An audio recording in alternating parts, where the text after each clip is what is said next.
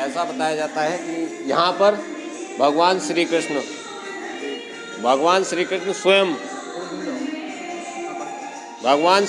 स्वयं यहाँ पर रथ रोककर रुके हुए थे। यहाँ पर भगवान श्री कृष्ण रथ अपना यहाँ रोका था। पूजा माता है वहाँ पे की यहाँ ही पूजा होती थी। यहाँ पर यहाँ पुराना ही बहुत पुराना यहाँ मंदिर है पुराना मंदिर यहीं है। जी। धन्यवाद आपका। तो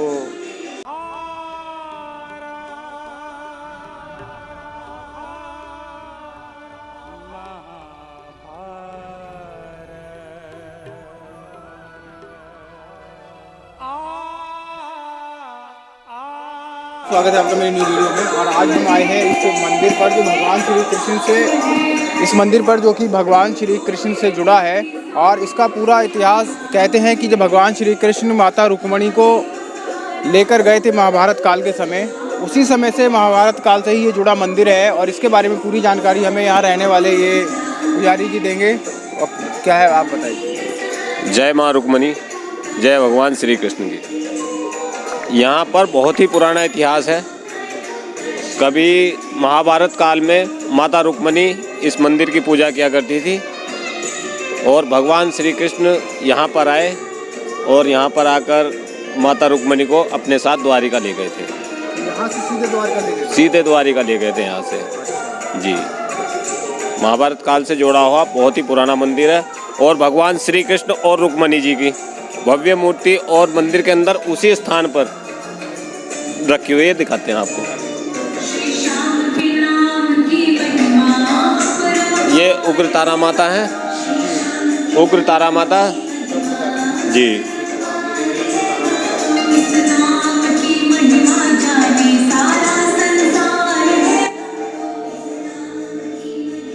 ऐसा बताया जाता है कि यहाँ पर भगवान श्री कृष्ण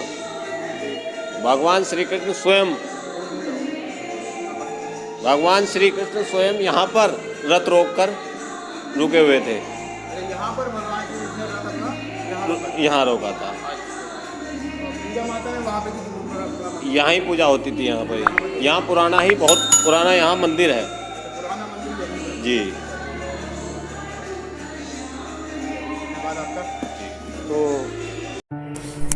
दोस्तों, महाभारत काल के समय कुंदनपुर एक राज्य हुआ करता था जिसके राजा भीष्म और भीष्मक के 5 पुत्र और एक पुत्री थी, जिसमें उनका सबसे बड़ा पुत्र रुक्मी और एक अति गुणवान पुत्री रुक्मिणी थी।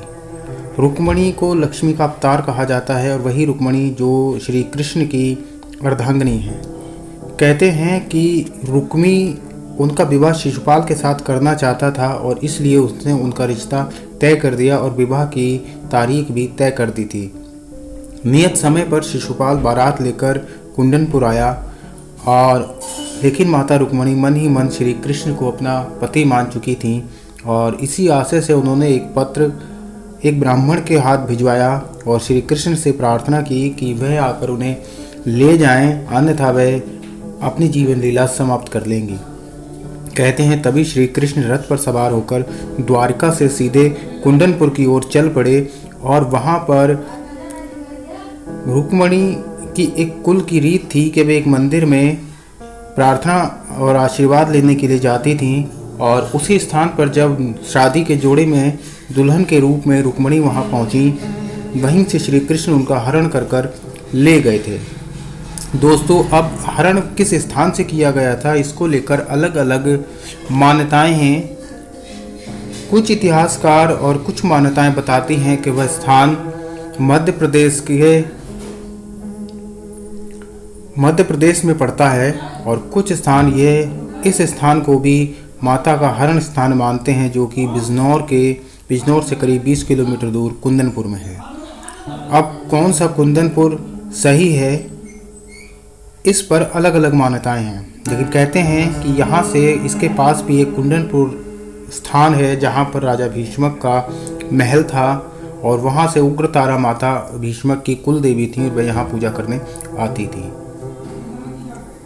हो सकता है कि मार्ग में कई मंदिर और कई स्थानों पर श्री कृष्ण और रुक्मिणी ने विश्राम किया था यह स्थान उसमें से एक हो सकता है जहाँ श्री कृष्ण ने रुक्मणी के साथ यहाँ विश्राम किया था, परंतु ये सत्य है कि यहाँ पर माता रुक्मणी और श्री कृष्ण के पग अवश्य पड़े हैं, क्योंकि यहाँ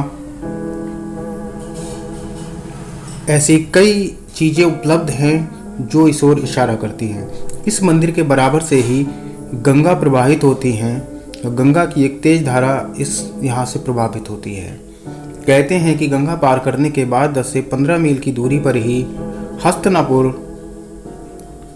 राज्य स्थित है, जो आज मेरठ की एक तहसील है, परंतु महाभारत काल के समय में वही स्थान पांडवों और कौरवों की राजधानी था।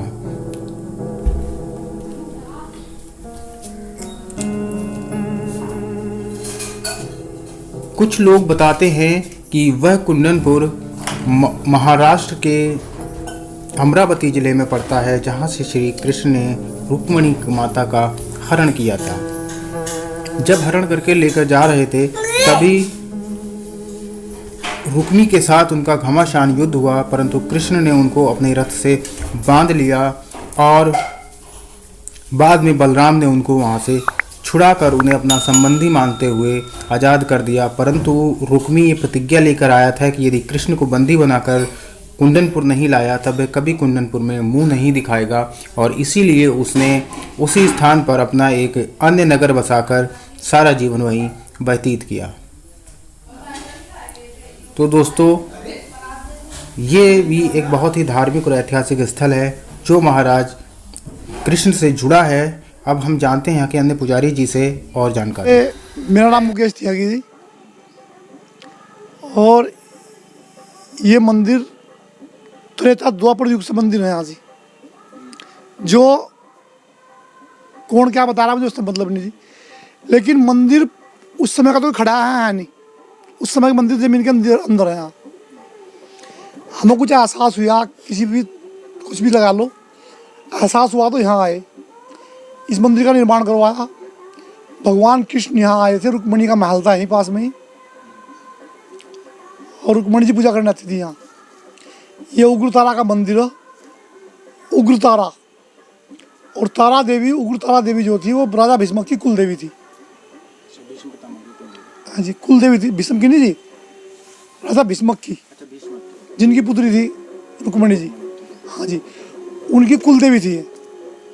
आप इसे सर्च भी कर सकते हैं, नेट पर सब जगह है। और कुंदनपुर में महल था उनका। वहाँ से गुफा के रास्ते, यहाँ धाम था बहुत बड़ा है, लेकिन अभी ऊपर कोई मंदिर है नहीं उस समय का। सब अंदर है, खुदाई हो तो वो उसको लिखो यहाँ से। ये तो हमें कुछ एहसास हुआ तो हम हरिद्वार से आए। तो हरिद्वार से आकर यहाँ ज़मीन खरीद गया, मंदिर का निर्माण करवाया। महादेव का, शिव मंदिर का, और रुक्मणी कृष्ण का मंदिर है जी, और माँ उग्रतारा का मंदिर है जी, और बलराम जी का मंदिर है। यशोदा मैया, नंद बाबा का मंदिर है, और कृष्ण जी के माता पिता वासुदेव देव की, इन सब के मंदिर का निर्माण दिन चल रहा कार्य इसमें। और किस दिन शाम को आओ तो तब आपको एहसास होगा इस मंदिर की महत्व हुआ। या आपकी भी कोई समस्या अगर ऐसी है, आप मदद प्रार्थना करो, थोड़ी देर में काम करो, यहाँ काम तेज हो।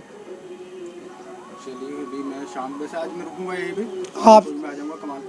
आप संध्या आरती में रुको, देखना। अच्छा, पीछे एक जो पेड़ है पीपल का काफी पुराना, उस पेड़ का भी कुछ इतिहास हमारे से ऐसा आज 5000 साल का यहाँ कुछ नहीं है।